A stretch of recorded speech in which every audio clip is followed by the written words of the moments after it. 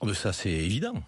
Je pense que c'est un recrutement de qualité, avec des joueurs qui ont un palmarès pour certains d'entre eux, sont prometteurs pour d'autres. Je pense à Gouiri qui a 23-24 ans, donc, qui a été formé à l'Olympique Lyonnais, qui est passé par l'OGC Nice, là, qui vient de Rennes, donc un attaquant qui peut jouer axe ou sur les côtés.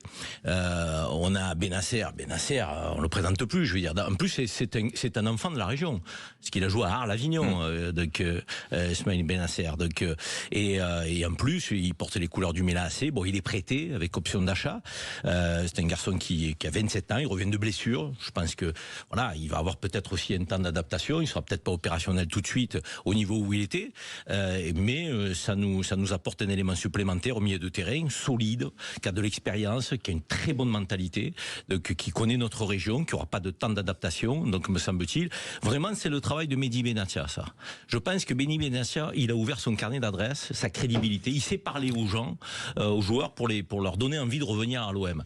Donc, et ça faisait longtemps on sentait pas cette envie chez des joueurs un peu qui sont au-dessus de la moyenne. C'est pas des superstars, mais c'est des très bons joueurs. Il vient du Milan quand même. Oui, ce sont des très bons joueurs. Ça fait longtemps qu'on n'avait pas un recrutement de qualité. C'est sûr que quand on recrutait des Mitroglou, donc j'allais pas être enthousiaste.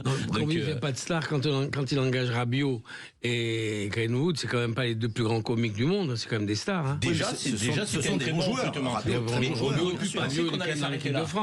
On aurait pu penser qu'on allait s'arrêter là. Mais non, on continue de renforcer l'effectif. Ça veut dire qu'on aura un banc de qualité et une capacité, j'espère, à aller vers la Ligue des Champions, parce que l'objectif, c'est quand même ça. Donc, c'est jouer la Ligue des Champions et l'année prochaine avoir une équipe opérationnelle. Donc, De Zerbi, Benassia, ça fonctionne. Directeur sportif et coach, on sent que là, ça fonctionne, ça marche ensemble pour faire un recrutement de qualité. Et en plus, tu as parlé d'origine algérienne. Alors, pour le coup, c'est très bien. Benassia est algérien. Non, mais la communauté algérienne aussi est très présente à Marseille. Donc, ça, pour la popularité, c'est très bien. Mais je pense que rien qu'avec la vente de maillots, ils vont amortir à la fois le salaire et les transferts. Ouais, mais pour le championnat, c'est toujours bien qu'il y ait plusieurs clubs, dont l'Olympique de Marseille. Après, il faut se rendre compte quand même que c'est un mercato d'opportunités.